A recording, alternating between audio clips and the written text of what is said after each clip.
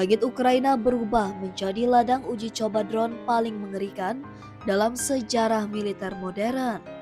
Rusia dan NATO kini tak lagi bertarung hanya lewat pasukan infanteri dan artileri. Perang kini dikendalikan oleh kecerdasan buatan, drone otonom, dan strategi udara yang belum pernah ada sebelumnya. Dalam video ini, kita bongkar 5 alasan kenapa teknologi dan taktik perang drone Rusia berkembang dengan sangat cepat dan mengapa dunia barat mulai panik. Sebuah pengakuan mengejutkan datang dari Neue Zürcher Zeitung, surat kabar ternama asal Swiss.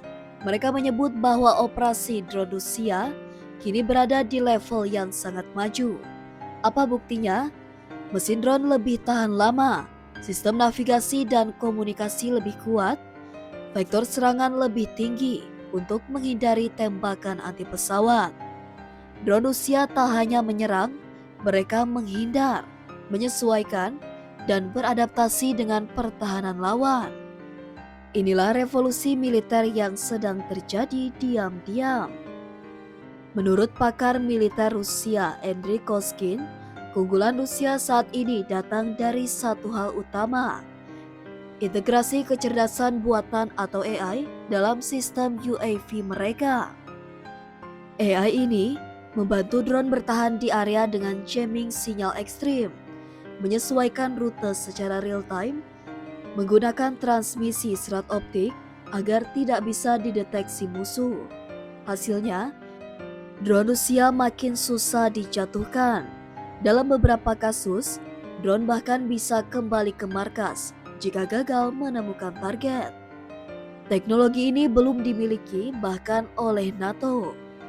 Drone Rusia kini tidak bekerja sendiri.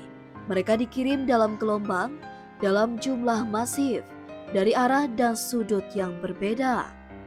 Strateginya mirip dengan serangan kamikaze, buat musuh kelelahan, hancurkan pertahanannya dan sisakan cukup drone untuk menghajar target utama. Koskin juga mengungkap teknik tekanan psikologis. Drone diarahkan ke pusat perekrutan Ukraina, memaksa warga sipil bersembunyi dan menciptakan kepanikan massal. Ini bukan hanya serangan fisik, ini bentuk baru dari perang moral dan psikologis. Ironisnya, saat Rusia berinovasi dengan AI dan jaringan optik, Amerika justru masih mengandalkan isyarat tangan. Manual taktik peloton tank Angkatan Darat AS yang baru saja dirilis masih mengandalkan aba-aba visual dan suara untuk menghadapi drone. Menurut Koskin, Amerika tidak bertempur. Mereka hanya kirim drone, pelajari data, dan kasih saran. Mereka sendiri tidak punya pengalaman langsung.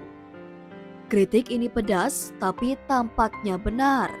Ukraina jadi laboratorium militer bagi Barat, dan Rusia jadi ujian nyatanya. Sementara itu, pasukan Rusia benar-benar hidup dan mati di medan tempur drone.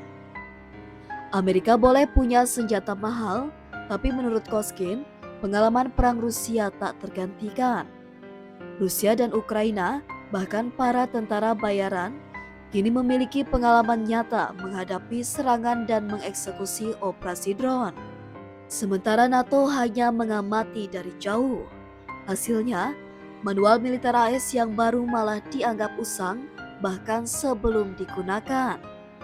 Ini bukan sekadar kritik teknologi, tapi kritik total terhadap strategi Barat dalam menghadapi perang modern. Ada kecurigaan yang makin sering muncul. Apakah Ukraina hanya menjadi laboratorium tempur bagi Barat? Koskin menyebut, seluruh pendekatan AS terhadap konflik global adalah skema bisnis militer. Kirim senjata mahal ke Ukraina, NATO membayar, pasukan AS tetap aman, perang jalan terus. Sementara Rusia justru memaksa diri berinovasi karena nyawa pasukannya jadi taruhan. Inilah mengapa perang drone Rusia berkembang sangat cepat. Perang drone sudah tidak bisa dipandang sebelah mata.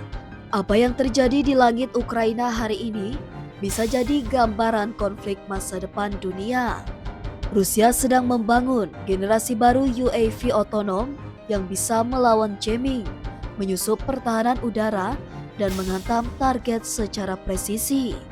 Sementara itu, Barat masih dalam mode observasi. Siapa yang akan menang dalam duel udara tanpa pilot ini